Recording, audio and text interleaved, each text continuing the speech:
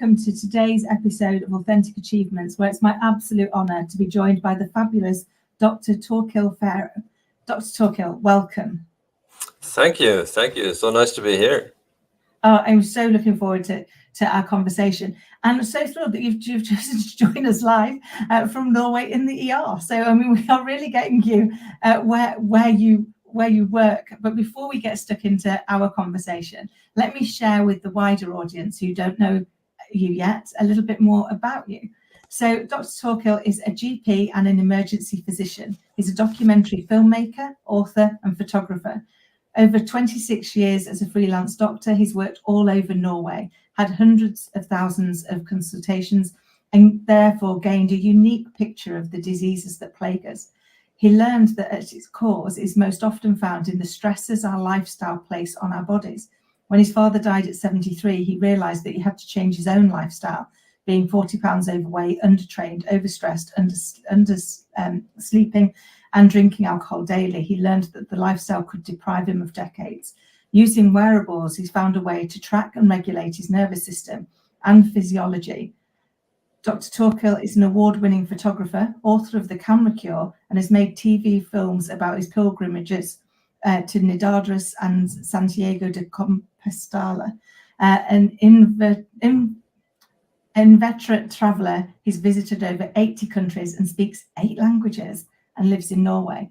8 languages, that's amazing. As we've just found out, I barely can speak one of them most of the time. And what an amazing journey you've been on. So, doctor, photographer, filmmaker, author. Could you tell us a little bit about your journey so far, please? Yes, I decided early on that I wanted to live my life as an adventure. I wanted to seek and explore and find out why are things as they are. And I found out that traveling, being a doctor, doing photography, exploring the world, traveling was my way of kind of making the most use of these hopefully 80 years that I'll be able to squeeze out of life.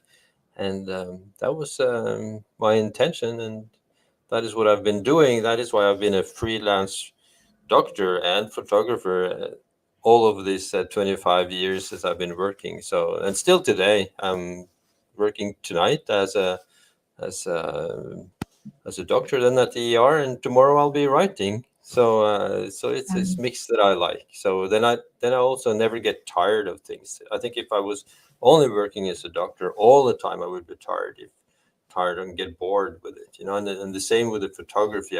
If you do it all the time, so this going back and forth between these two careers or ways of living has been, it's been giving me a good life and giving me a lot of knowledge that I wouldn't have known if I had only worked with sick people. So kind of the key behind the camera cure that you mentioned and the pulse cure is that I needed to work with people who were healthy and with people who were sick, because the healthy ones are kind of the control group that I could see that there's a different kind of behavior with the people that I see more frequently in the ER and the people that I don't see more frequently. And I see them while I'm doing photography and teaching photography around the world. So I think this mix has actually been instrumental in making the books that I've been writing and discovering the importance of the autonomic nervous system that I describe in the Pulse Cure.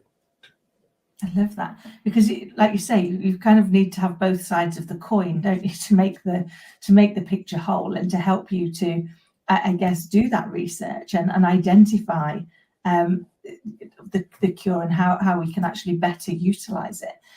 I was fascinated, you've talked about how you can use wearables, of which very often people are using them these days, to actually better track and then regulate. And I think that for me was the bit that was really interesting, is it's that being able to be more intentional, I guess, about the choices that you're making, because you've got more information available to you to determine those choices. So tell me more about the cure and how it's helping. Yes, so the pulse cure is, of course, about how the heart rate and our pulse can reveal so much about the state of our body and of our autonomic nervous system. So the heart, is both kind of the engine, but it's also kind of a command center, a control center, if you will, that will demonstrate and reveal the intensity of our lifestyle, our stress levels. And it can tell us so much more than we as doctors could hope for. And for some reason, we have largely overlooked this opportunity to be able to look into our function. And so much of the diseases that we treat as doctors, even here in the ER every day, has its base in the root cause in chronic inflammation and in the stress level that is too high, and particularly too high over time. So we don't get to relax enough to get into the parasympathetic restful state.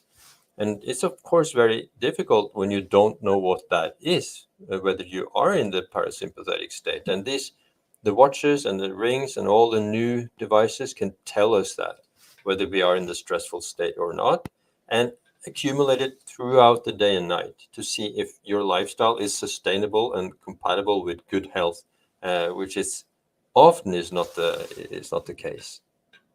That's fascinating, because we often are blind to the things that we're doing to ourselves that get them wrong, aren't we? We think, oh, it's all right, I've always lived like this, but actually, unless we better understand it, then we can't make better choices. But I guess one of the things that would be interesting is, could it cause more stress tracking our pulse than not tracking it, because we can now see that we're stressed and we're looking at it, or do you find it's actually just helpful?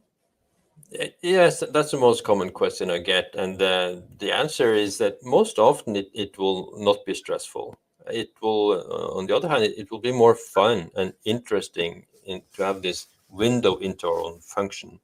I think you could probably compare it to driving your car, and your speedometer and all the instruments on your dashboard goes black.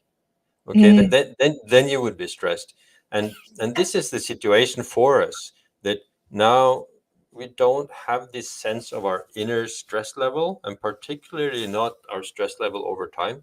We just never needed that sense throughout evolutionary history. The priority has been on outside threats, from other animals, from different things, so you have an excellent eyesight, excellent hearing, a sense of touch. If I touch something warm, I take my fingers away immediately. But the sense of our heart rate, we really don't have. So whether I just at the moment have 60 or 85 or maybe even 90 in heart rate, I couldn't tell. And that would represent a huge step in stress level and inflammation level in our body. So we're just not equipped to feel this. So it's kind of not our fault that we don't. When we feel stressed, in my experience, then we are very stressed. Then we are boiling. But we all the time we're kind of simmering, and we have to kind of turn the plate off, or the heat off totally, to be able to go into the deep relaxed state where our body can recover efficiently. And that is a problem. I love that. I guess back with the car analogy, if we don't look after the car, we don't keep putting petrol in it, and we don't send it in for regular servicing and change all the other bits, the car's not going to work, is it? And I guess the same is true of us. If we don't take care and we don't allow ourselves to rest, then you kind of every day you're running a little bit more on empty, aren't you? And we often live those lifestyles where that just keeps perpetuating, doesn't it? It keeps getting worse. I know before I did this, when I was in corporate life, you would think nothing of getting up at like 4 or 5 in the morning to go to the airport to fly somewhere, to still be working at midnight or 2 o'clock, and that would just be an everyday thing. And it became a way of life. It didn't become something you even gave any consideration to. Whereas now you can look at it and go, how did I even survive that? And that would be a very hard. Yeah, that would be a very hard lifestyle, and you would see the price of that on your wearable, on your smart ring or smartwatch. You could see that, okay, we're not built for that level of stress. We're not constructed for this, because our bodies, our physiology is ancient, and we still have this physiology even in this modern, fast-paced world, and it's kind of fast-paced mentally and not necessarily fast-paced, physically. You know, a lot of people don't move enough. A lot of people move too much, and well, so the circumstances that we live under are not the circumstances where our bodies and our minds are developed. So that gives us problems. And so we need to go a little bit back to the lifestyle of the hunter-gatherers. You know, you're not have to go all the way back to the savannah and dress totally, but we need to do some of the same things that they were doing. You know, sleeping according to the circadian rhythm, moving, resting, hunting, staying together, having good relationships, eating real food and not the ultra processed food, and minimizing alcohol, and a lot of the different strategies that I explain in the book, because what seems to be good for our heart rate, that seems to be a lifestyle that is closer to the one we are developed for. I love that. So what is it that makes alcohol stress our bodies out so much? That is because alcohol will be metabolized into acetaldehyde, and that is so poisonous that the body has to prioritize getting rid of that before anything else. So that is why the resources for your immune system will be less, because your body is busy working on detoxifying alcohol, which is why after you've been drinking alcohol, you're more susceptible to having any infectious disease. And of course, drinking too much alcohol over time, you know, you can only look around you and see how does alcoholics look, you know, how are their health state, you know, and it's some of the worst that you can get. So, and you could see it on the watches. And I used to drink. I've done all the mistakes in my book, you know, properly. So I used to drink 2 or 3 glasses of wine every day, you know, thinking it would relax me after a hard day of working at the office and small children and all of this busy lifestyle. And it would, you know, calm me down in the evening. But what I did not see, and what I can see now with the wearables, is that the stress level overnight is just terrible. And it's just as much stress as if I'm holding a lecture for 200 people through 6 hours during the night if I have like 4 glasses of wine. So it's, well, when you see the physiological price of alcohol, then it gets so much easier to be motivated to reduce it towards a more sustainable level. Yeah. That makes total sense, because sometimes it's the unseen, isn't it? And the unseen means we can forget about it, not make those choices. But I think equally, we'll bring on to my next question. Often you find that, or at least I certainly find, you know, if I've had a couple of glasses of wine, I don't sleep as well. And having good night's sleep is so vital to us, isn't it? It's so how can we sleep better? Yes, so there's some strategies that I outline, and that would be, one thing would be to have a good sleep consistency, that you go to bed and you wake up at the same time every day. Preferably, you should wake up without the alarm clock.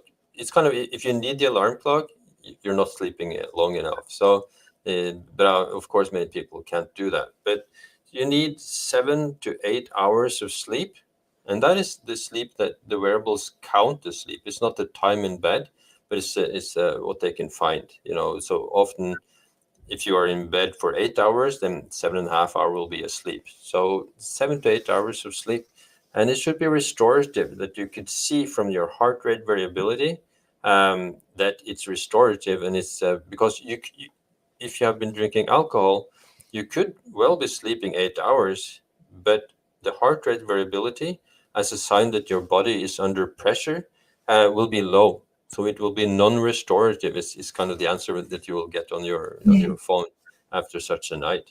And the trick is also to, in the evening, dim the lights in the evening, and to calm down the last 1 or 2 hours before you go to bed. Go in for a soft landing, so to speak. That will make the sleep more effective once you're asleep. Yeah. I love that. It's kind of always setting those conditions, isn't it? You know, I've got a 7-year-old, so it's the same thing with her. It's like half an hour before, making sure that all TVs and things are off, and we're now reading, and it's nice and quiet and it's calm.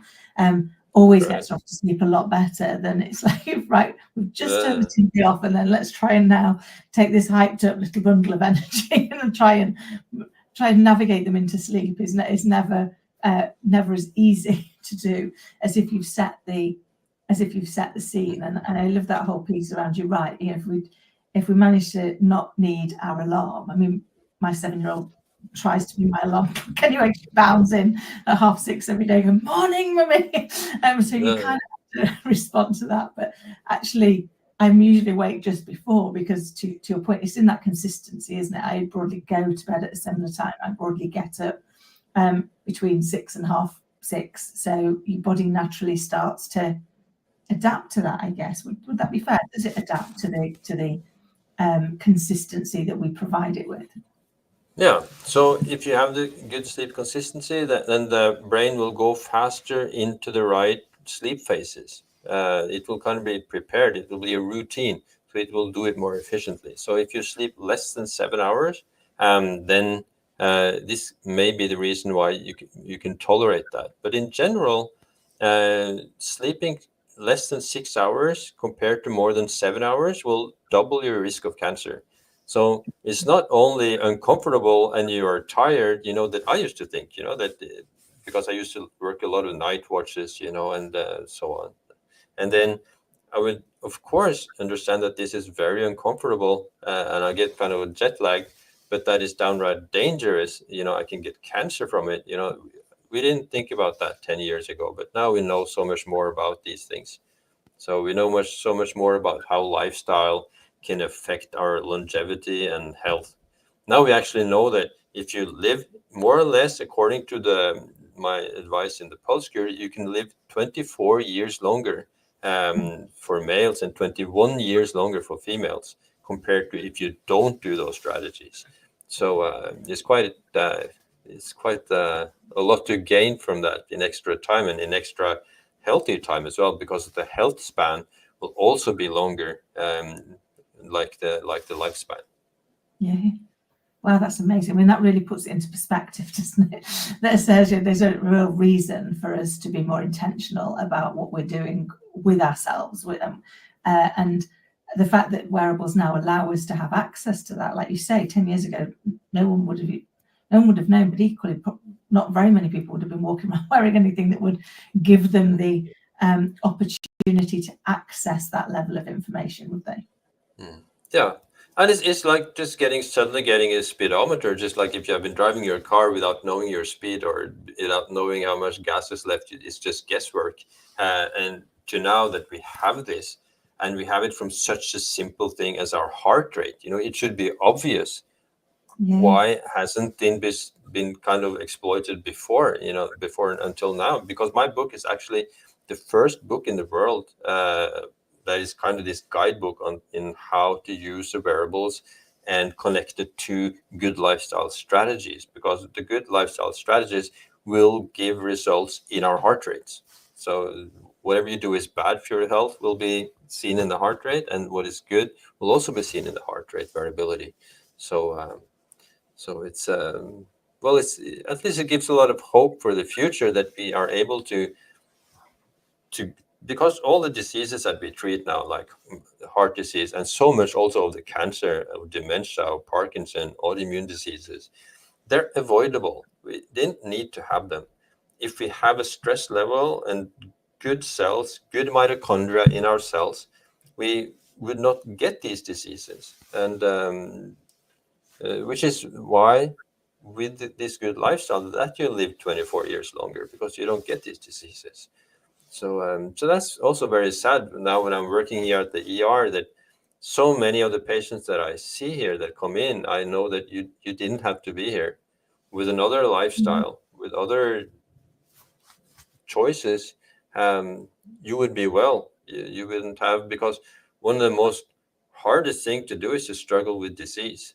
If you get 50 or 60 and you struggle with, so many people come, they have 3, 4, 5 different diseases, treated by different specialists. It's almost, for so many people, it's almost like a full-time job, just managing this. And they're also so reduced in their daily activities that there's so much thing they can't do. They can't run. They have trouble getting upstairs and sleeping well at night. They may have sleep apnea and their medications may give them also so many side effects. Once you get up to 1, 2, 3, 4, 5 medications every day, it can get very difficult to navigate this. Yeah, it can be so hard, can't it? I mean, I know sadly we lost my dad this year, but he had Parkinson's for 21 years before he died. And like you say, there's such a mutating illness, and then there's so many other bits that come on, and it does completely change not just that person's life, but the lives of the people around them, while they're trying to give them the best life that they can possibly have. Yeah, and Parkinson is one of the diseases that are connected with heart rate variability. So if you Google Parkinson and heart rate variability, you'll find that heart rate variability can predict the risk of getting Parkinson's disease. And so much in Parkinson's disease is also sleep and stress and lifestyle that would prevent any person from getting it. And so stress is also involved in Parkinson, and stress. When I talk about stress, I talk about stress in a broad sense, not just the mental stress that, if you ask people if it's busy life or trouble at work or in the family life and so on. Stress can come from alcohol, as I said, from poor sleep, from sleep apnea, from eating food that you cannot tolerate, from eating too late at night or to eat too many hours of the day. So many people find out that their health increases when they start restricting their feeding window to maybe 8 or 9 or 10 hours a day, and then not eating outside of those hours. So there's so much more stress than that we are aware of. And heat, for example, lack of sunshine also. And that is a big problem in the UK. I know that, and the big biobank study now from the UK, came out this summer saying that the ones who get more sunshine in the southern England, they live longer than in the north just because of the sun exposure. So there's so lack of sun will be, make our cells not so effective, and that will create a stress on our system that is measurable in the heart rate. Wow, it's amazing how everything is so interconnected, isn't it? And I love that actually in your book you're not just sharing what it is, but also some strategies on how to change it. Because very often we read books and they tell us what it is, and then you're left floundering, aren't you? Yeah. Well, now I know more, but I still don't know how to fix it. I haven't got any strategies for improving the situation. And I know that your book actually includes both, doesn't it? It's like not just this is what it is and this is why it's important, but actually here are some usable strategies that you can implement that will allow you to improve the situation, to improve the results. And I love that then they are trackable and seeable in the wearable, so that you can actually not just convince yourself you're getting better, but you can actually see that you are getting better as a result of trying those. So how do you work out what is the best wearable to use so that you can get the best information? Is there anything you can share with us on how we could best identify what to use? Yes, and by far the best ones at the moment, I must say that because there's so much development in this area. But at the moment, the Garmin watches are both the cheapest. You can get it down to, I don't know how many pounds. It would be 100 pounds maybe. Yeah, 100 pounds and upwards, until 10 times that price for the very best ones. But the entrance level should be available for like anyone. And they have this body battery system, and they have the stress level 24 hours, so you can identify, you can see that, oh, it was the conversation with this guy at work that stressed me out, after, or it was this meal containing maybe, chili or some substance that you cannot tolerate very well. So you can kind of go and micromanage your stress level. And that is, of course, for the most eager ones, who wants to do that. And then most of all the wearables, they have some way of explaining heart rate variability and stress level. So the Oura Ring would be good, particularly for sleep and the sleep phases. The Apple Watch you can use. It's not as good as the Garmin ones, but you can use an app called Athletic. It's a combination of athlete and analytic you can use. And other than that, most like Fitbit, a lot of people have that, and most of them will be able to tell you more or less how you're doing. Even though Garmin is the best one. So all of them are so much better, at least, than not having any clue. That at least you get so much more information from these devices. Yeah, I love that, because that obviously the more information we've got, the more informed we are in the choices that we make, because we're then being intentional with them, aren't we? And I think that's part of the battle, isn't it? Is being more intentional. I wonder, is there any difference between the importance of tracking as to whether or not you're male or female? Of course. It's not in general, it's not the difference in tracking, but the menstrual cycle and so much of the female hormones and reproductive physiology is connected to heart rate variability. So it's much more important for women than men because of the menstrual cycle, to be able to see that for so many women, the week before menstruation is a physiological load. So the PMS is not just a symptom or what you feel. You can see it just like alcohol. You can see it on the heart rate variability, that it will be lower the week before menstruation if you are stressed. And that is the thing, because if you are having too much cortisol in your system because you are stressed, it will kind of backfire to the pituitary gland and the hypothalamus in the brain, and it will disturb the female reproductive hormones, including progesterone, and progesterone is calming for the system. So many people find that when they are able to mitigate the stress in the week before menstruation, their PMS symptoms just not necessarily completely vanish, but so much easier to manage. And you can see the result in the heart rate, that your heart rate will be better. And heart rate variability is also coupled to so many of the problems for women with endometriosis, polycystic ovarian syndrome. It's also coupled to too much stress, too much sympathetic activation in the autonomic nervous system.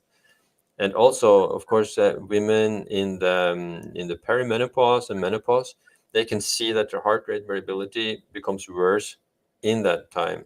And many can see that when they start using particularly bioidentical hormones, that their heart rate variability will be better. And in pregnancy, it's important also for fertility. So for infertility is, and once again, just Google it, infertility is also coupled to heart rate variability, because when your body is under stress, it's kind of a signal to your whole body that you should not really get pregnant, so when you are too stressed, that will affect your ability to conceive, both in the IVF, in this I don't know exactly the name, this artificial conception, and normal. So fertility has a connection to stress and heart rate variability. So many people find out that if they have trouble conceiving, that when they get their stress under control, it's so much easier. And also abortions, if you have this kind of habitual spontaneous abortions, is also coupled to stress levels and heart rate variability. So then of course then when you get this speedometer on your hand, it gives you the power to control this and to adjust your physiological speed, so to say. So it's actually a huge shift in the healthcare system, and I know that you in the NHS, you need that now. So it's from the healthcare system and into your own hands. So it's a shift of power, and it's also a shift of focus from after you get sick until avoid getting sick. Because what is the strategy in all of the healthcare system in the Western world is that we are waiting until people get sick, and then we come in and treat. It's very expensive. It's really unnecessary, and I would say it's almost unethical to have this as a strategy, when we know now how much health we can prevent with preventative healthcare, which is much cheaper. I would say all the advice that I have in the Pulse Cure, they're free. It's meditation, it's breath work, it's cold plunges, cold showers, it's sleep, it's activity, it's stress management, and regarding alcohol and nicotine, because nicotine in vaping and other sources of nicotine is also stressful. And eating real food instead of ultra processed food does not have to be more expensive. And all of these advice are free, and also sunlight, of course, and nature. All of these things that can improve your health does not cost anything, and it's available to anyone. And as you probably also saw during COVID, that it's the ones with the lifestyle that is not in tune with the things I just mentioned. Those are the ones getting the sickest and have the biggest risk of dying and getting into the ICU. Yeah. Wow, it's amazing, and it definitely gives you food for thought in that being able to take control, and then thinking back and reflecting on previous experiences when I've been ill. They've always come after a period of high stress, because I think sometimes I always think that's the way my body then responds to it. It's like, you're not listening to me, you're highly stressed, and therefore I'm going to make you stop. I'm going to make you take pause.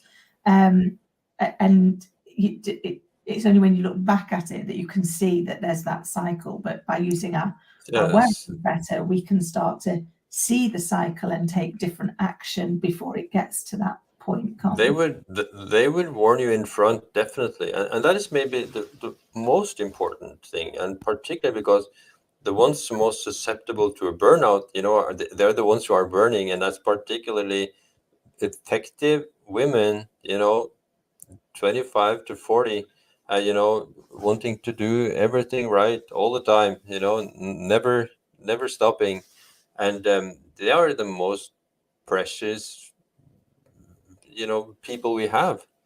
And that they tend to crash, and get into a fatigue situation and being out of order, for months and years, as very costly. So and they would see, and they are the biggest fans of the Pulse Cure, because now they finally have a way to see that, okay, you're overdoing it. You need to calm down. And many of them say the watches and smartwatches gives them a license to rest, a license that they would not give themselves. They would just continue and push on, and that would come with a price. And so many people have found that out unnecessarily, because if they had this speedometer, they would have discovered it, and it would have warned them before they crash, so to speak. It's so important, and I totally get that part. As women, very often you've got the job and the home and the family and everything, and therefore you don't rest. You don't feel you can rest. It feels almost to rest. So I think giving yourself something, it's not being selfish, because if I don't do this, I won't be here to do everything else. I can see how that would really help in kind of like actually stopping, actually going to, I can't carry on and do well doing all of these things for long. Yeah, I can do it, but actually I'm reducing how long I will be able to do it overall, because I'm not taking care. Dr. Torkil, it's been an absolute delight chatting to you. I've learned so very much. I'm conscious of your time as well, and I know you're working very soon as in the ER, so I want to give you a chance also to get some rest before you have to start, which I'm sure is a stress-invoking environment. It's actually not. I would say that, because that's so important. Because I would think that, normally I would think that, okay, going to work in the ER is stress. I would just think that. But what I've seen on my watches is that the thing that can calm me the most down is working at the ER. That is that is when I'm in kind of a flow zone. That is when I'm with equanimity. And maybe I'm just trained to do that, because as an emergency worker, that if there is, you know, like disease and health and life at stake, then you at least you need to calm down to take the right choices. So that may be part of it, but now I know that I can work. That is no problem. That is not what is stressing me. I can see clearly from my heart rate that being here, doing this work now for 7 hours, that's the easiest thing to do. So a lot of people get those surprises that when they see the results of their actions, they will get. I haven't met anyone that has not been really surprised by what they can read from their heart rate. Yeah, I can't wait to read mine now, because I think you're right. Sometimes we can convince ourselves that we think we know where the stress is coming from, and it sounds like actually what we'll find out is it probably isn't coming where we think it is, and it's probably coming somewhere else, and that's something that we can address. But how can people get in touch with you and learn more? Yeah, the book, of course, I can get anywhere, like on Amazon or any bookstore, or it may not be in the physical bookstore, but they'll be able to order it. And it's also an audiobook. So if you have like an iPhone, you can get it on your book app on the iPhone or anywhere. We have the pulsecure.com, which is the website. I have a webinar there and a blog there. You can see some of the information that I share. And I'm on Dr. Torkil on Instagram. That is part Norwegian, part English, but I try to translate as much as I can and then text it with in English. So it should be valuable information there too. Oh, I love it. And we will make sure, obviously, all of those details are in the notes below. So for anybody listening and watching, we'll make it super easy for you to connect and learn more about the Pulse Cure.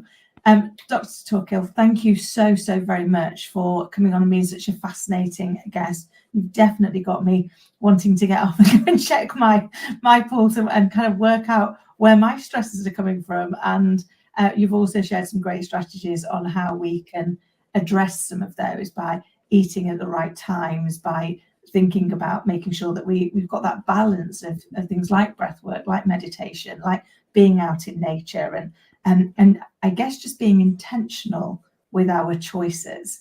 So my greatest thanks for being with us today. Thank you so much. It's been a pleasure. Thank you. And for everybody watching and listening, I hope you found it equally as insightful and interesting as I did. And until next time, take care.